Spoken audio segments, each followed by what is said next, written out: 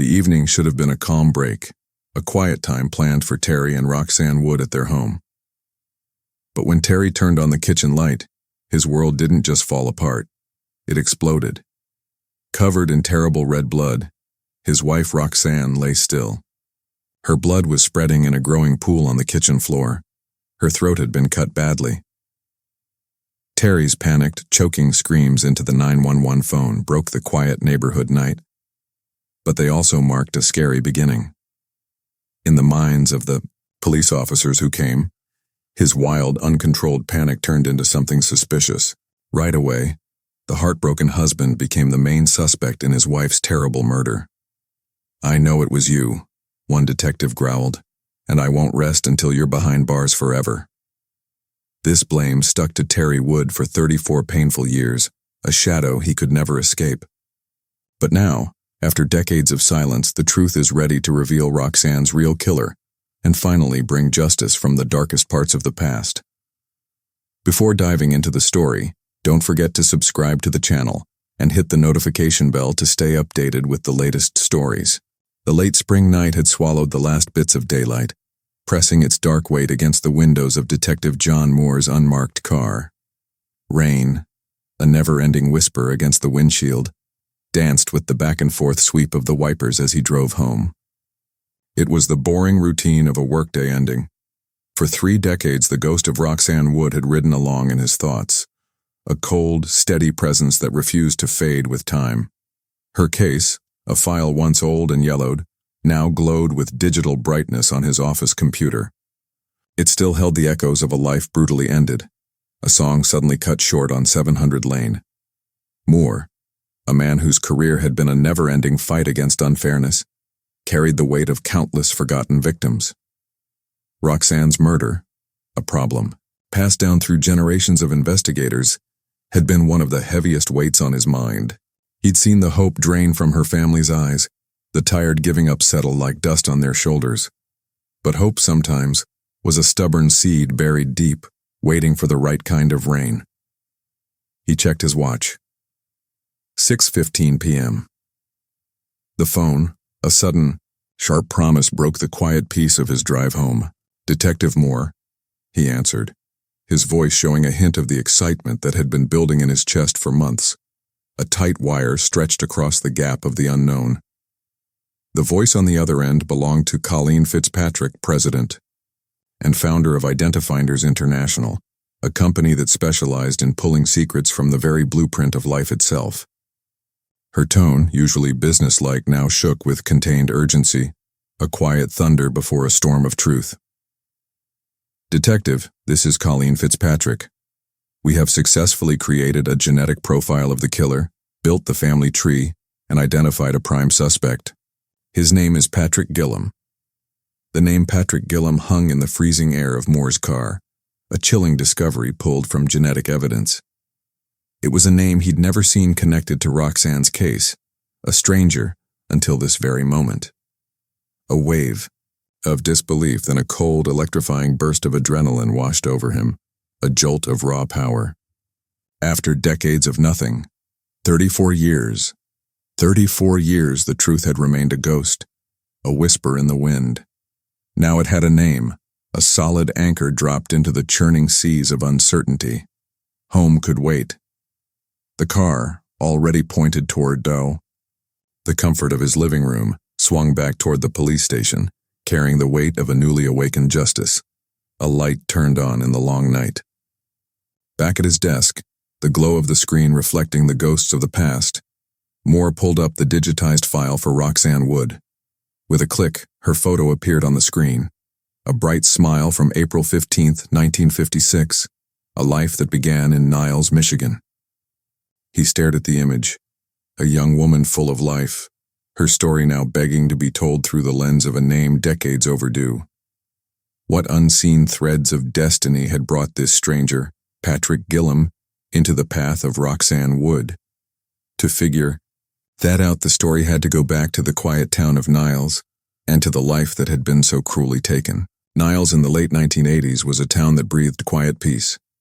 Its population of 12,000 nestled comfortably in Berry County. Suburban neighborhoods, like neat rows of dominoes, housed families who found comfort in its beauty. The stunning Indiana, Michigan River Valley Trail, a ribbon of nature's beauty, ran along the southern edge, just 90 minutes from the roaring heart of Chicago. This was Roxanne's world. By February 1987, at 30, she shared a beautiful house on 700 Lane in the north of the city with Terry, her husband of 5 years. Roxanne had grown up in Niles, living there with her sister Janet and brother Brad. School had given her Terry, and their first meeting after a wrestling match sparked a love at first sight that burned with young intensity. They built a life together, working side by side at her father Dale's packaging company, their dreams a shared current flowing between them. When Terry proposed in 1981 and they married in the summer of 1982, Roxanne would later describe it as the high point of her happiness, a day painted in sunshine and solid promise. But even the closest bonds can rub the wrong way.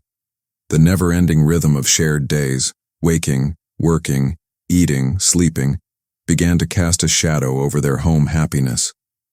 Roxanne, who loved Terry deeply, felt the constant closeness like a suffocating hug, slowly tightening its hold. The solution, a quiet rebellion, came in a new job in South Bend, creating a healthy distance that allowed their relationship to breathe again, a gentle river after rough waters. Their new routine brought back harmony, a positive new rhythm to their marriage. Roxanne, by all accounts, was a force of nature wrapped in kindness, a bright star in her community. Friends, co-workers, and family described her as extremely outgoing, open, and deeply loving. Flowers, especially roses, were her passion. Her garden was a colorful canvas of her joy. She was a passionate fan of John Bon Jovi's music, a dedicated shopper, a movie lover. Her brother Brad once captured her spirit perfectly in an interview. When she walked in the door, the sun came up. February 1987 found Roxanne and Terry on the edge of a new chapter. Talk of a family had begun to turn into concrete plans. Their future was a carefully drawn map of shared dreams, bright with possibility. Everything, it seemed, was perfect. But the cruel hand of fate had already turned a page they would never read. On a seemingly ordinary evening, Roxanne's vibrant life would be brutally, terribly ended, a melody suddenly cut short before its final note. Thursday, February 19, 1987. The day began like any other, but would end in a pot of horror. Roxanne returned from work in the late afternoon, preparing for an evening out. Terry had reserved their favorite restaurant, a familiar comfort, a warm-up to a bowling tournament with his men's team. They chose separate cars, a normal decision born of practicality.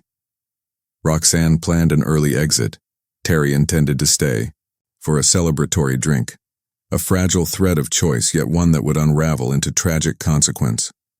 Dinner passed with the easy rhythm of a long-married couple.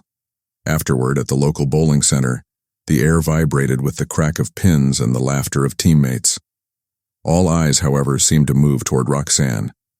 She was a magnet for attention, tall, slender, fashion-conscious, her charm as striking as her beauty.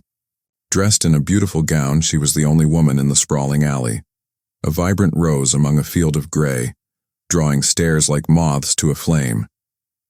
After cheering for Terry's team for a while, she decided to leave around midnight. "I love you. Drive safe," Terry's last words to his wife, a final tender bridge before the gap of the unknown. She walked into the dark parking lot, got into her car, and drove the short distance home alone, unaware that a shadow had already found her path. 45 minutes later, at 12 a.m., Terry pulled his car into their driveway. The house was dark, a silent guard of unseen horror. He entered through the garage, assuming Roxanne was already asleep. Thirsty, he walked into the kitchen, flipped on the light, and his world shattered into 1,000 bloody pieces, a scene ripped from the deepest pit of nightmare. Roxanne lay on the kitchen floor covered in blood, her still form a horrible picture against the shining floor. Terry rushed to her, his shoes squishing in the pooling blood that had formed around her body, a chilling footprint of despair. He lifted her head, his trembling fingers searching frantically for a pulse only to feel the gaping, brutal wound at her throat. His own bloodied hands fumbled for the wall-mounted phone in the kitchen, dialing 911, leaving a horrible mark of his terror on the keypad. The 911 call would later become a battleground of suspicion and investigation. Terry, hysterical, tried to describe the unreal horror, his voice choked with panic and grief. But the dispatcher, a voice of trained calm against his raw upset, repeatedly demanded composure, urging him to stay focused. His frustration grew. His pleas for immediate help were met with a steady stream of questions. How could calm be found when one's world lay bleeding on the floor? Terry's anger, a desperate explosion of pure agony, finally turned into a flood of swearing at the voice on the other end, a raw scream against the immovable rock of rules. Moments later, Michigan State Police cars and an ambulance rushed to 700 Lane, their flashing lights painting the quiet street with an urgent, terrifying dance of red and blue. Terry, his clothes a canvas of Roxanne's blood, met them at the front door. When officers and paramedics entered the kitchen, the truth was undeniable. Roxanne Wood was gone. Life, once so vibrant, had fled, leaving only a cold, stark emptiness. The realization that Roxanne couldn't be saved tore through Terry's composure like a wild beast. Already frayed by panic and grief, his despair changed into aggressive rage, directed now at the officers who had entered his home of horror. His shouts, a raw symphony of blame and deep loss, forced an officer to escort him outside and place him in a patrol car, a temporary cage against the storm of his own unraveling. There he remained under watch until he was taken to the station for questioning. At the police station, the interview was short-lived. Terry immediately asked for a lawyer, a basic right that, coupled with his furious 911 call and aggressive behavior at the house, cast him in the harsh, unforgiving light of suspicion. In the eyes of the police, his actions painted a damning picture. After his lawyer arrived, Terry told the evening's events. Dinner, separate cars, the bowling alley, Roxanne leaving just before midnight, his own arrival 45 minutes later, and the horrifying discovery that had split his life in two. While Terry was questioned, forensic investigators descended upon the house, their careful search a cold, precise cutting apart of tragedy. In the kitchen near Roxanne's body, dressed only in her nightgown, they found a frying pan from the Woods' kitchen, its handle broken off and discovered in the sink. Was it a weapon used to strike her down, or a desperate shield raised in self-defense? A knife sheath belonging to a fillet knife Roxanne kept in one of her kitchen drawers lay beside her body, a silent proof of the attacker's bold invasion. The knife itself was missing, a terrifying trophy taken by the killer as he fled. Roxanne's nightgown was pushed up, her underwear pulled down to her knees, a grim proof of sexual assault, an echo of violated dignity. There was no sign of forced entry into the house. However, forensic experts found a bloodstain on the outside of the back door, later confirmed to be Roxanne's blood. It was assumed that the killer, after cutting Roxanne's throat, got her blood on his hands or gloves and left the stain on the door as he fled, a chilling signature of his escape. A few days later, the autopsy results painted an even clearer, more brutal picture. Roxanne Wood had been savagely attacked and sexually abused before being strangled to death in her kitchen. She had a severe bruise on the back of her head, likely from the frying pan or a fall, and a bruise on her right shoulder. She had died from massive blood loss from the cut on her neck. The autopsy also revealed a tiny speaking whisper of DNA, a small amount of semen found on Roxanne's clothes. But the beginning science of 1987 could not unlock its carefully preserved secrets. With the initial wave of evidence laid bare, Roxanne's husband Terry became the prime suspect. Police knew the 45-minute gap between their departures from the bowling alley. They theorized a furious argument, a rage-fueled attack upon his return. His aggressive outbursts on the 911 call and his immediate request for legal counsel deepened the gap of suspicion, widening into a canyon of doubt. His fingerprints were found on Roxanne's neck. His shoe prints were in the blood on the kitchen floor, and his clothes were covered in blood when police arrived. There was also no sign of a break-in, a damning silence that pointed a finger inward. The only person besides Roxanne with a key to the house was Terry. What other explanation could there be? Yet human reactions to unimaginable trauma are as varied as the stars themselves. Some remain calm, their minds a fortress against chaos. Others unravel in panic or fury, their composure torn to shreds like old cloth. To judge guilt or innocence only on such a broken landscape of emotion felt a dangerous path, full of the danger of misjudgment. The evidence, too, offered other interpretations, other shadows for doubt to cling to. Terry's frantic rush to his wife after seeing her on the floor explained the bloodied prints and the stains on his clothes. He admitted touching her throat to check for a pulse, a natural, desperate act that accounted for his fingerprints. The back door, broken for some time, provided an easy, unforced entry for an intruder, a gaping mouth inviting unseen horror. The bloodstain found on that same door supported an outside attacker, a chilling signature of escape. Terry's guarded behavior, too, had its own dark roots, twisted by fear and injustice. Roxanne's sister Janet later told about a detective's chilling threat. "I know it was you, and I won't rest until I put you behind bars for good." What choice did any man have but to seek the shield of legal counsel against such a stark declaration of guilt, a verdict delivered before the facts were fully known? Despite these unclear things, Terry remained a haunting presence on the police's list of suspects. Yet Roxanne's nightgown offered a subtle yet important clue. Her change of clothes suggested she had time to settle in after coming home, hinting at a surprise attack from someone already in or easily entering her home. Could the killer have seen her arrive alone, a predator sensing vulnerability in the quiet suburban night? Investigators cast their net wide, interviewing everyone who had been at the bowling alley that night. Roxanne, a lone star in a sky of men, drew their focus. Had the killer seen her there, followed her home? But no one, it was confirmed, had left immediately after Roxanne. The only person who had left slightly earlier than the others was Terry. They interviewed all registered sex offenders in the area, but their shadows cast no light, yielding no solid leads. Roxanne's gentle, loving nature meant no obvious enemies, no dark history to dig up. If Terry was not the killer, police reasoned, it was a random, opportunistic crime, the kitchen knife hinting at improvisation, not planning, a spur-of-the-moment evil born of opportunity. Months dissolved into a bitter stew of unanswered questions and fading hope. Police continued to question suspects, their efforts like hands sifting through sand, finding no purchase. There were no new witnesses, and the tips from the public, once a faint echo, faded into silence. The case, a dying ember, grew cold. Roxanne's family stayed stuck in a purgatory of grief and uncertainty, each passing day a fresh wound. The murder, it seemed, would join the armies of the unsolved, another name swallowed by the uncaring mouth of time. But Janet, Roxanne's sister, refused to let her sister become just another cold case file. For years, she became a tireless echo in the silence, a familiar face in police offices, a steady hand reaching out to the media. She organized community events, wrote countless letters, her voice a constant defiant hum against the roar of forgetfulness.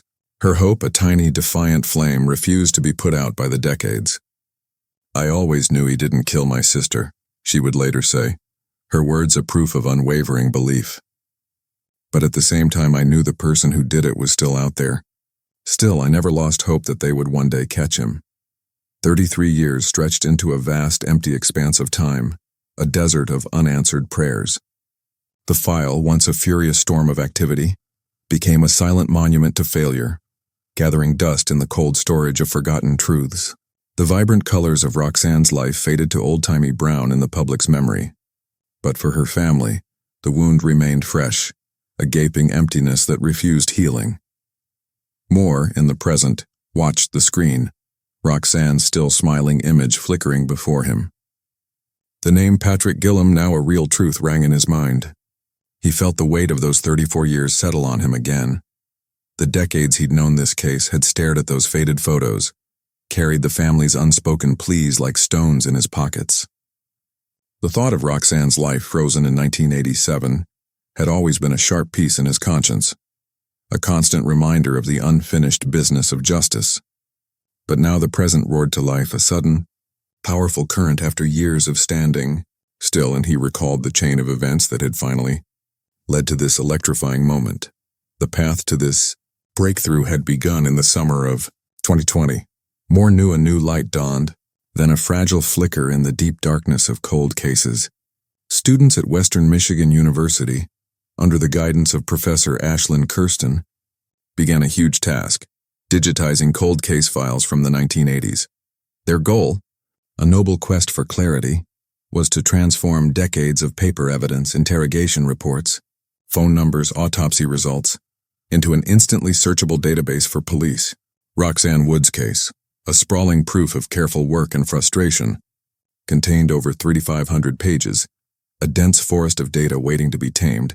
This digital magic transformed the investigation. New investigators in 2020 could navigate the vast sea of information with a click, a sudden key unlocking long-sealed rooms. Their focus, however, zeroed in on the microscopic whisper left on Roxanne's clothes, the DNA sample. New technology promised what 1987 could not, but time, a relentless thief, had degraded the material. To build a complete profile, the delicate work would require the touch of a surgeon, precise and unwavering. Moore remembered contacting Colleen Fitzpatrick, president of Identifinders International. Her company, a beacon in the emerging science of genetic genealogy, specialized in mapping relationships from DNA, building ancestral trees from the smallest biological pieces. But Roxanne's sample was dangerous, tiny, aged over 30 years and degraded. One wrong move, one tremor of doubt, and the last thread of hope could vanish forever, dissolving into scientific dust. Yet the risk, a leap of faith into the scientific unknown, was deemed worth it. It was their last chance, the final roll of the dice in a game spanning decades. Now back at his desk, Moore dove into the detailed report Fitzpatrick had sent, confirming the miraculous work. After more than 10 months, a painstaking crawl through scientific wilderness, Fitzpatrick and her team had delivered. The report, dated April 2021, outlined how they had successfully created a genetic profile of Roxanne's killer. From this microscopic blueprint, a family tree had bloomed, its complicated branches spreading through generations. After a long and detailed search, the answer had narrowed. The killer, Mr. X, had to be one of 3 brothers at the bottom of that carefully built family tree. Moore, his gaze now sharpened by the urgency of the moment, quickly accessed the names of the 3 brothers in the police database. 2 were quickly ruled out, their lives offering no connection, no dark shadows to match the crime. But the 3rd, Patrick Gilham, held a chilling ring. He had lived in South Bend, just a handful of miles from Roxanne's house, in February 1987. Moore pulled up Gilham's digital file, his fingers dancing across the keyboard, eager to dig up what secrets this new name would surrender. As Moore dove into Gilham's background, a chilling picture of crime began to reveal itself, a life spiraling into darkness over the past 3 decades. Patrick Gilham had committed several offenses, serving time in prison. Moore's eyes scanned the records, stopping at a particularly stark entry. September 1979, 8 years before Roxanne's murder. Patrick Gilham had attacked and sexually assaulted Maureen Farag, an art teacher, in her home at night. She had been alone with her 2 young daughters when he broke in through the back door. He assaulted her in the bedroom, then fled with her purse, a real trophy of terror, containing her driver's license and credit cards. Maureen immediately reported the incident, providing a clear description of her attacker. A week later, fate's cruel hand stepped in when Patrick Gilham was arrested in South Bend for running a red light. Police found Maureen's stolen purse in his car, and she later identified him without hesitation. Gilham, when confronted, offered no denial, yet no admission either, claiming he couldn't remember anything. He was charged with burglary and unlawful behavior, and sentenced to 14 years in prison. For reasons that remained stubbornly unclear, a rule oversight or a system failure, he was released after only 7 years, just 4 months before Roxanne Wood was attacked and murdered, a predator unleashed back into the unsuspecting world. His dark hunger not satisfied, Moore was now certain, a cold, unshakable belief carved deep into his bones. Patrick Gilham was the one who killed Roxanne. The chilling similarities between the attack on Maureen Farag and Roxanne Wood's murder screamed a terrifying truth, a pattern of growing violence. Gilham's extensive criminal background, his closeness to Niles, and now the undeniable genetic profile all came together into a single damning truth. But for a future trial, for justice to be absolute, police needed a new, fresh DNA sample obtained without Gilham's knowledge, a silent confirmation of guilt.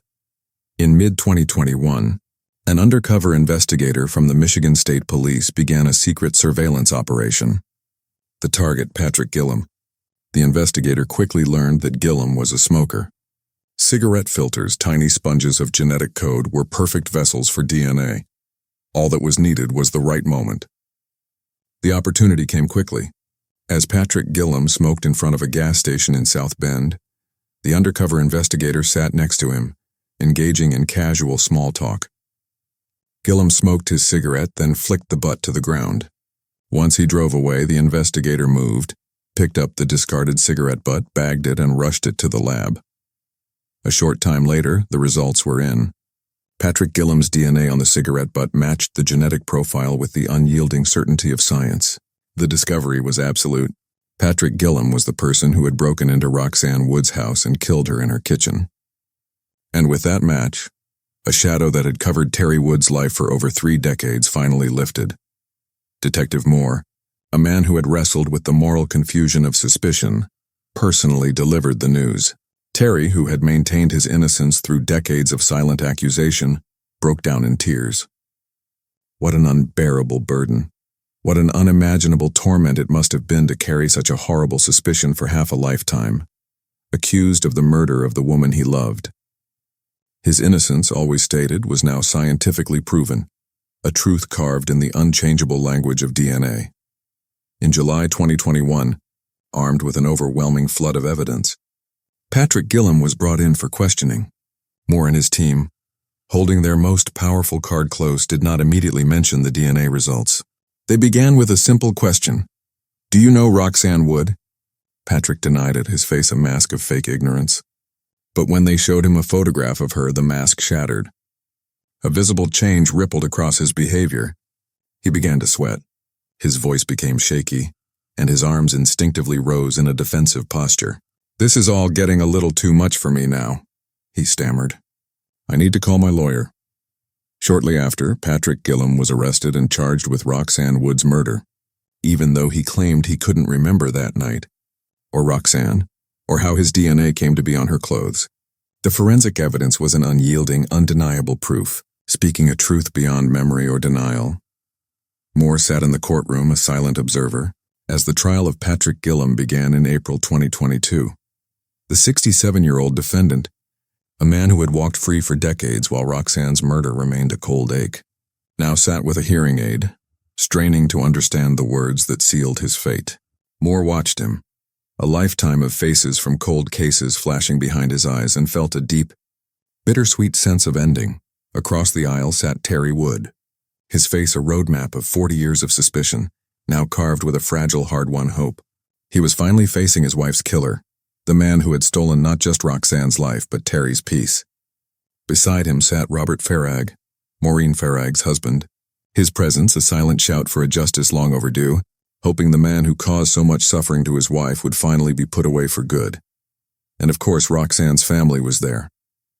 Janet, her sister, and Brad, her brother, sat together. Brad would later put into words the raw emotion of that moment. "I felt like I was facing the devil himself. I remember I was shaking and incredibly nervous. I just couldn't believe I was so close to my sister's killer."